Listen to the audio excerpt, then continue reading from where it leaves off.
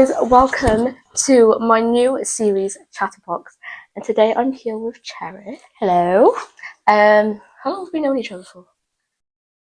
I moved in August, so like 7 months. Is it 7 months? Yeah, so we've known each other for like a while now. But we're going to talk just about like your testimony and about you going to America. Super excited. So the first question I've got for you is, what was your testimony? Okay, so I don't even know where to start because it is so long. Do I start from do I give like bullet points, or do you want me to go into full? Or whatever you want. Okay, right, so we'll start from when I was a kid. So my parents split up when I was, I think...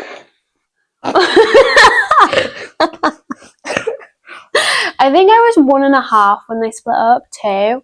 So I actually don't remember them splitting up, but they had a very toxic relationship.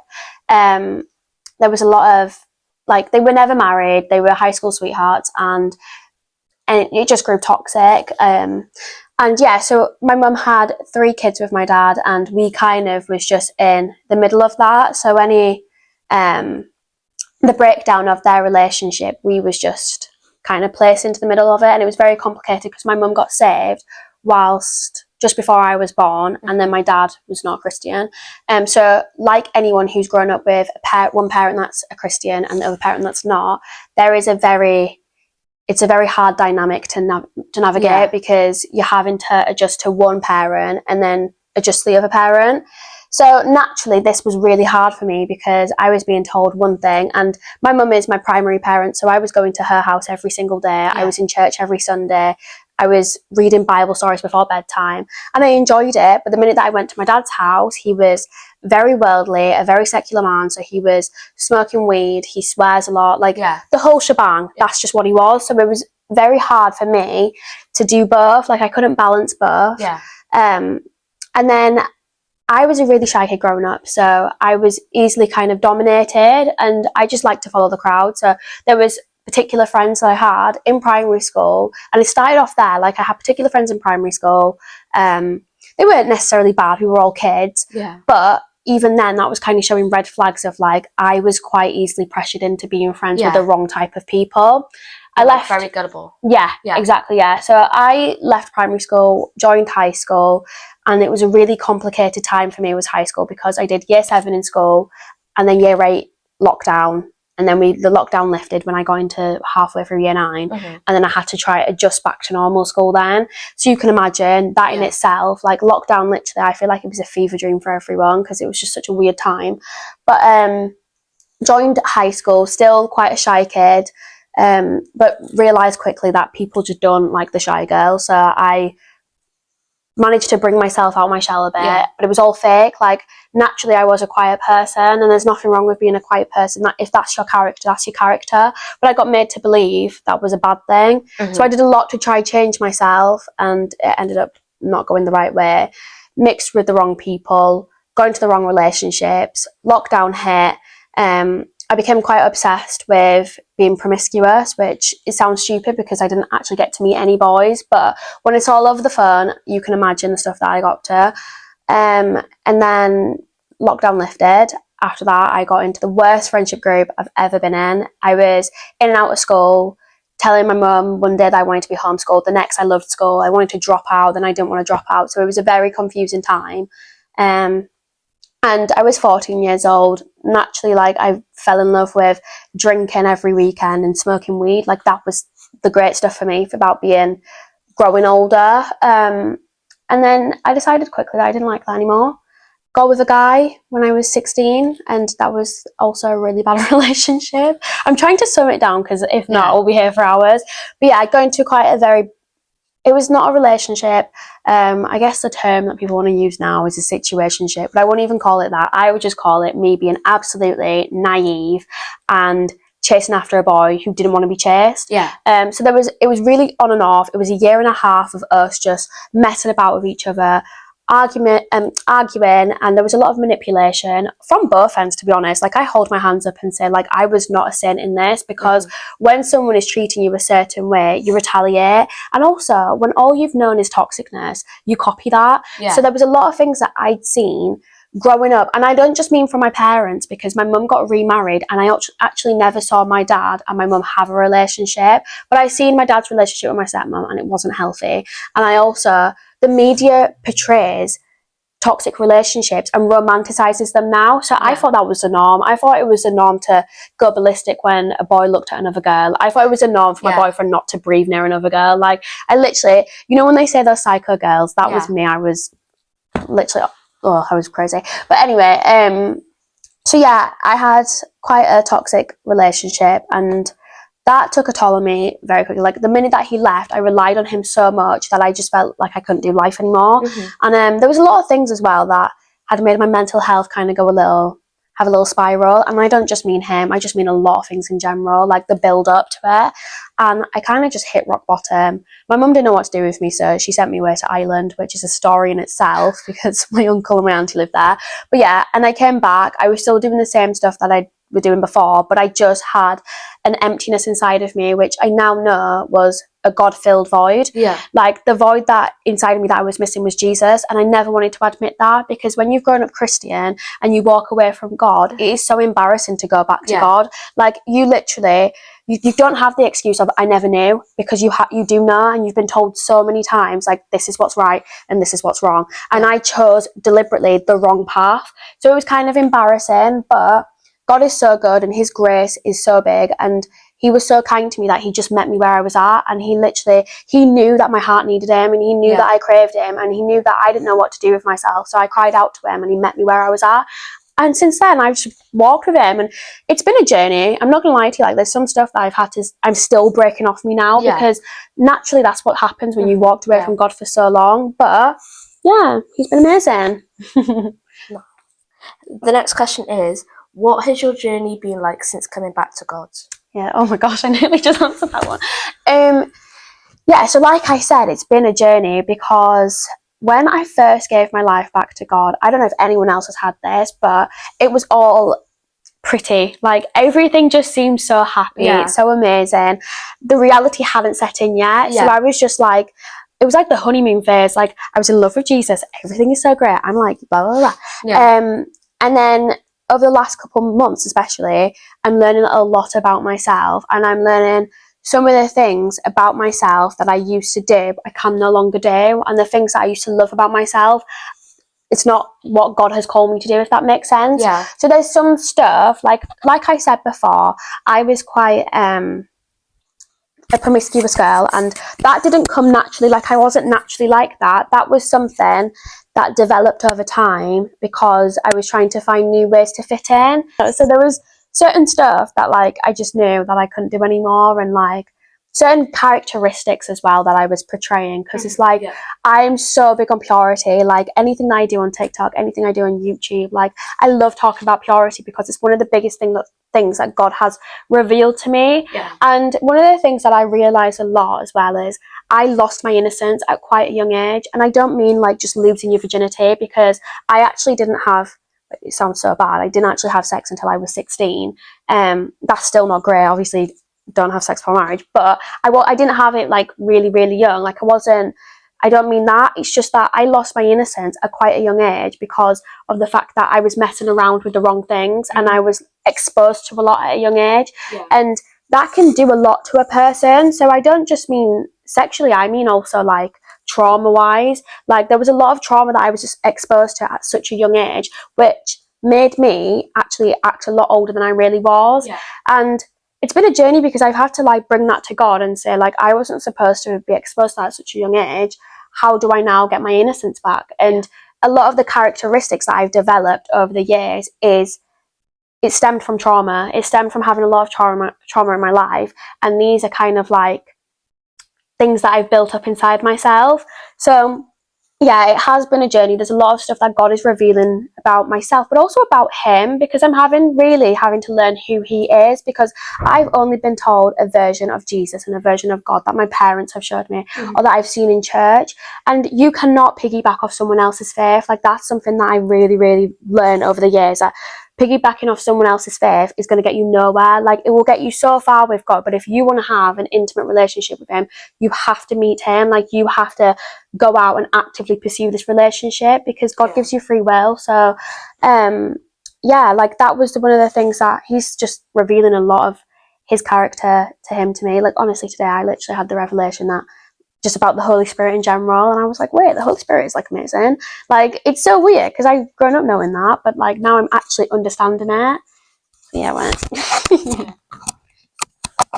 Yeah, no, like, I was gonna say, like, when you've like experienced trauma at a young age, like, you have to grow up so fast. Yeah. And then, like, you seem so mature even when you're not even that old. Yeah, so like, I completely understand you there. That growing up, so having to grow up so quick is not the best thing. But the next question I have is, what has God been doing in your life? Which is kind of similar to the last question. Yeah. But No, this is a good question. Okay, so I'll do it here. So obviously we'll get into this later about me going to ywam, which that is a big thing like God is doing in my life. Like, that's a massive shift, because I've never left home before. Like, I'm only 18. I've literally been a homebody all my life. So yeah, he's taking me like to a completely different place. But what I would say is God is really like helping me, well, teaching me how to walk in my calling, but also not idolize it, if that makes sense. So it's like, I love evangelism. It's one of my favorite things. Like, I know that I'm called to be an evangelist, in whatever way that is. If that's going out and doing mission trips, if that's staying home and doing things from my hometown, like, whatever it is, like, that God will make a way. But I just know that I'm called to preach the gospel, like we all are, but I just have such a desire for it and I love it. But what God has been showing me is, sometimes I frustrate myself. Like, sometimes I'm like, I need to be here and I need to be doing this and I need to be doing this. And if I'm not doing that, I really feel like I'm behind everyone else. Like, it becomes quite a mental battle then, because I'm constantly like, I need to be doing better. Like, I'm not doing enough. I'm not pleasing God. And God has just been showing me recently that my willingness is what he loves. Like, he loves the fact that I am so willing to go out and do the things for him, and that's just enough in itself. Like, I think he's just showing me that, like, because I don't know if anyone else, like, if you've had this as well, where if you haven't been affirmed a lot, so if someone hasn't told you, like, you're doing so well, I'm proud of you and stuff like that, it's so easy to put yourself down. yeah, Like, it's so especially if a dad hasn't been the one doing it, because my mum has done everything she can, but a dad is a stability in the home. He's like the lead, he's the head of the home. When your dad hasn't been doing that, when he hasn't been speaking into your life saying, I'm so proud of you and stuff like that, it's so easy to put yourself down. It's so easy to think like, I'm not doing enough, especially with God, because God is a father. So if you don't have that father to look up to naturally in the physical realm, it's quite hard to look up to your spiritual father then. So yeah, what God has been teaching me a lot is to just lean on him, and that what I am doing is enough, and he is so proud of me because he's so proud that I'm willing. And if it's not now, it'll be soon, and he will equip me for the right time, but it's just to trust him. So yeah. Okay, the next question is, why are you going to America? Right. So I think I get this question a lot, like, why America? Yeah. Because there's so many bases of why I'm, like, literally so many. So first of all, I'll tell you why I'm first of all, and then we'll move on to America, because it kind of all connects. So, like I said, I had a love for school and a hate for school. So my love for school was when I had good friends, when I had a lot of friends, I liked school. And there was no problem with school as in learning, because I'm not like a stupid person. Yeah. I didn't get my I'm not gonna lie to you, I got 3 GCSEs. It didn't come down to my academic self, like it wasn't due to that. It was the fact that one, my attendance was so poor because I never went to school, because there was a lot of times where I got into arguments with girls and the anxiety took over and I didn't want to go. And my other thing is, I didn't pay attention. I just didn't want to. Like, when you've got kind of like a lot going on around you and you're a teenage girl and there's so much stuff going on, you're like, school is the last of my worries right now. Which, do I regret it? Not really. Like, I haven't even used my GCSEs, so I'm not bothered, but get your education. But yeah, so I didn't really enjoy school, and that also made me not enjoy college or sixth form. Like, they just weren't the options for me because I didn't have the GCSEs for college or sixth form. So if I wanted to go to them, I had to go do my GCSEs again, which I did. I did sixth form for a bit and I got my maths GCSE. But after I got my maths GCSE, I was like, this is pointless. I don't want to be here. And it was just kind of like an escape from growing up, if that makes sense. Like, I was just using college and sixth form as a way to just kind of like mess about for a bit. And then in my head, I was thinking, like, when I get to 18, I have no idea what I want to do. Like, I don't want to go to uni. I don't know what job I want to go into. Like, this is just a waste of time. So yeah, then obviously I gave my life back to God. And God started to reveal a lot about me, as in like a lot in, I want to travel, I like to care for people, and I also want to preach the gospel. So ywam has been a dream of mine before I walked away from God. So I was about 12 praying for the day that I'd go to ywam, which is crazy to me because I found it in an old prayer journal and it was like, God opened the door for me to go to ywam. And now like I'm walking into that. So I've always known about ywam. It's just God, like, it's like he's been preparing me for it. So all the stuff that I went through, all the stuff that I'd done, it's like God literally perfectly worked this out. So I'm where I am now. Like everything's just worked perfectly. So yeah, it's always been a dream of mine. The location, I always had my heart set on. Well, when I was younger, I had my heart set on Hawaii because that's the only base I knew. So I didn't really bother to look anything up. I was just like, oh, like Hawaii's cool. Then when I first decided I was going, it was New Zealand.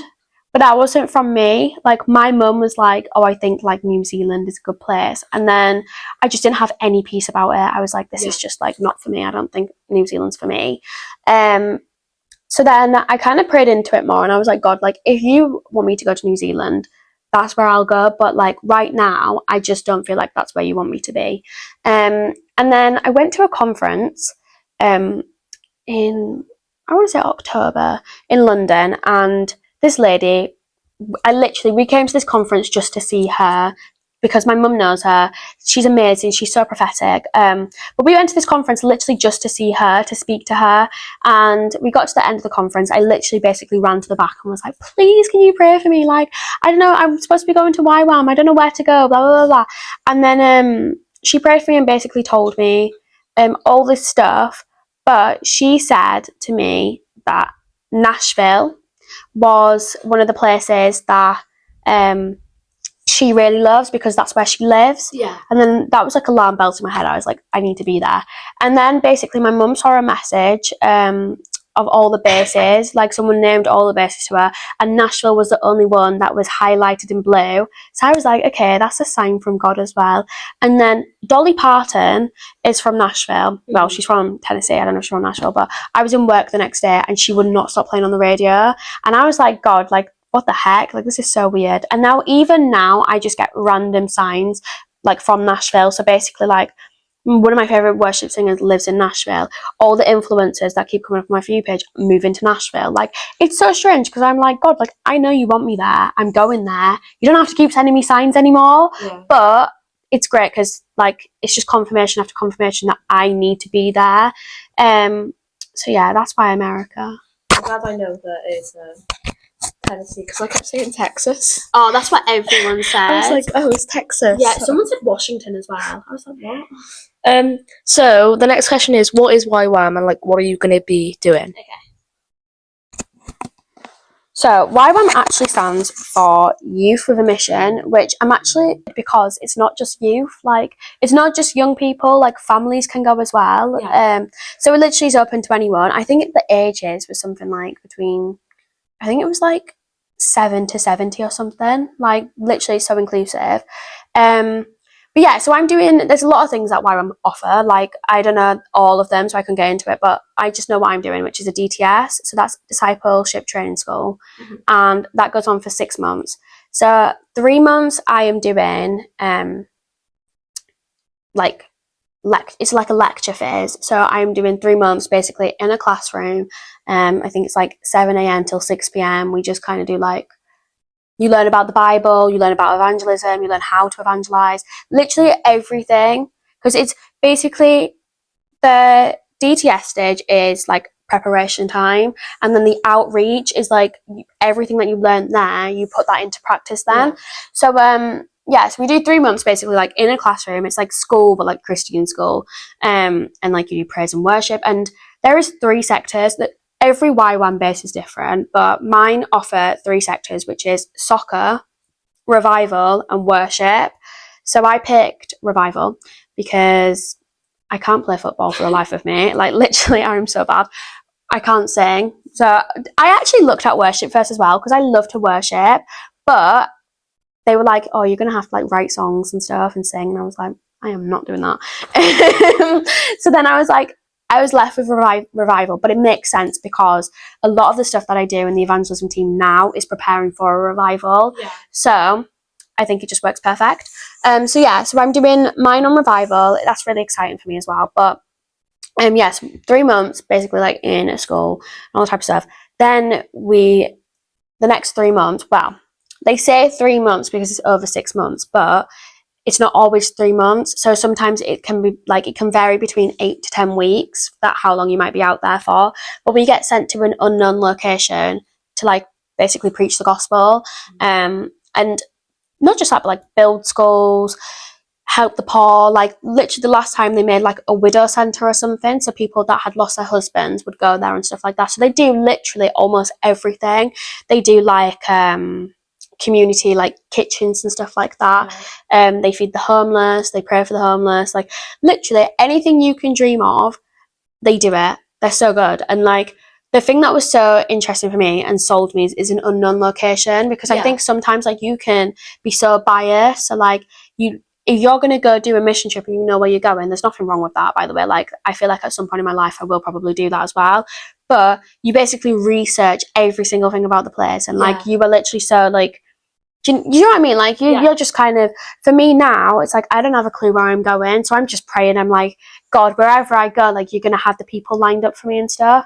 And the people like who are in charge of ywam, so the people like my leaders, are right now praying for the location that we're going to go to. So literally everything is just built, like it's all from prayer. Like it's all birthed out of prayer. Like nothing they do is not from prayer. Like my acceptance, they prayed over it. So it took a while for me to get accepted because they prayed over my full application and everything. Like that was such a green flag to me as well, because I just love that.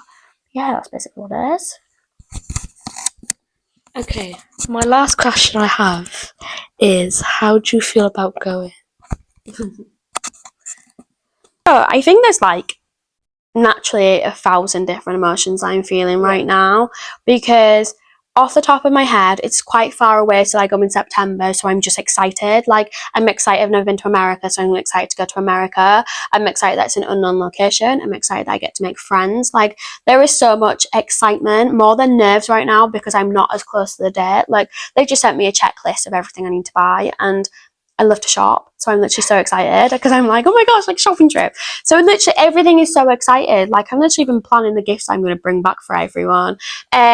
I think the closer I get to it, obviously I'll be more nervous then, because like I said, it's my first time being away from home, so that's when it'll all sink in, and I'm like, oh my gosh, I'm not going to be like around my mum anymore. I'm not going to be around my friends. But I think the biggest thing as well is, one, like obviously I haven't lived here for a while, so I've lived here for like 7 months. So all the friendships I've built, like I'm literally like, oh my gosh, like I'm gonna be leaving everyone, this is so weird. So that's kind of like, I think that's one of the things that I'm like thinking about at the moment, and I'm gonna be like, oh, I'm gonna really miss everyone, because I've not had good friends. Now I've made really good friends, but I'm not gone forever, so it's not that bad. But and the other thing as well is obviously spiritual warfare. So because I am being obedient to God and I'm walking in where God wants me to go, and obviously like for how many years of my life I was just living for me and doing what I want to do and following kind of like what Satan would want me to do and what the enemy would want me to do, and being delayed from my calling. Now obviously the enemy's scared because he didn't predict this to happen. He didn't see that I was going to get saved and go out to ywam and walk in my calling and preach the gospel. And the thing about preaching the gospel is you can affect so many people because it's like a domino effect. You preach to one person and that person preaches to the next person, and it's just dominoes. So I think obviously the enemy's scared, like it's scared, and he has sent some curveballs in my way. Like, I'm not going to get into it all, but there has just been a battle, and I'm like, the closer I get to it, the harder it's going to get, most likely, because I'm not going until September. There's so many things that he can do to try delay the process.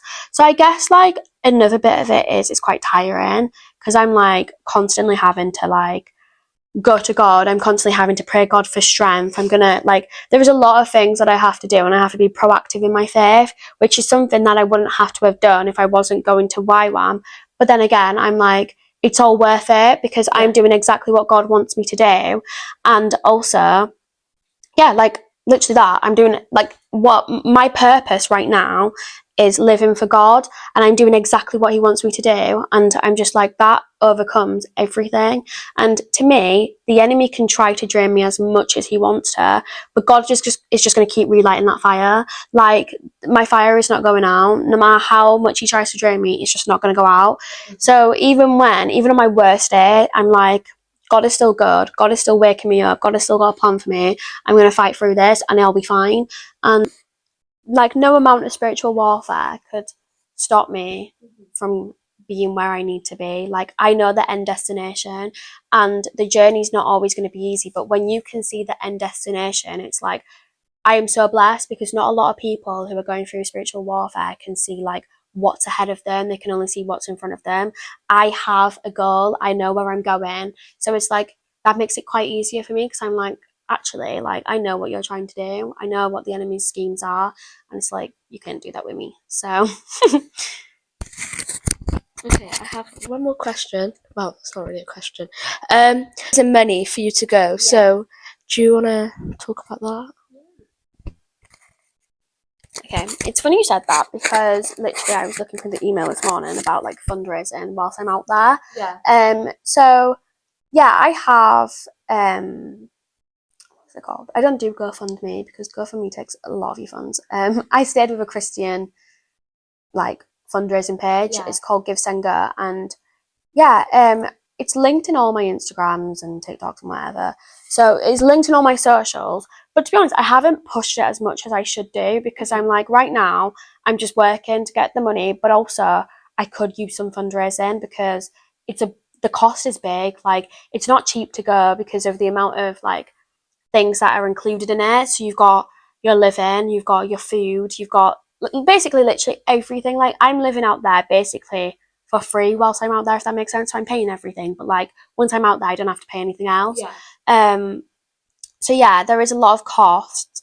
But fundraising for me has been easy and not been easy. So it's been easy in the sense of like setting up the page, whatever. And I made a promise to myself that I wouldn't like actively check it because I know God is going to provide either way. Like, he will, he wants me there. He knows I'm meant to be there. He will provide. That's that. Like, I just know that he's going to bless me financially and I'll be fine. But so I haven't stressed myself out by checking it. But also I haven't pushed it as much as I should be doing because I just know, like, if I was reposting it, people would see it more and they'd probably feel led to donate more, but I just haven't been doing it because I've been quite busy. But we are, like, that we're doing. So we're doing a worship event in the next coming months to raise money for oh my gosh, you are so ill. So we're doing a worship event to fundraise money for that. So I'll get some money from that. And closer to the day, I'll probably do more fundraising events. But right now, like I said, it's quite far off September. So I'm like, I'm not thinking about it too much, if that makes sense. Like, I'll probably think about it when I get closer to the date. but I also will need some fundraising ideas because I'm lost for them. Like, I don't want to do any like 5k runs and stuff. I don't fancy it, so I just need to think of like things to do. But I am excited to go into full fundraise mode, especially once it starts to get warmer, because I'm like, we'll figure it out. Yeah, that is a good one. Okay, well, that's everything that I have to ask. There's nothing else ready to say. So, yeah. Hope you guys enjoyed the video, and go follow Cherish on all her socials and her YouTube. I can't think on the top of my head what it is. I don't remember. I'll just send you. You can like Yeah. link them or something. I'll link them in the description. But yeah, thanks for watching. Ignore my like terrible throat. I'm so ill. But yeah, bye.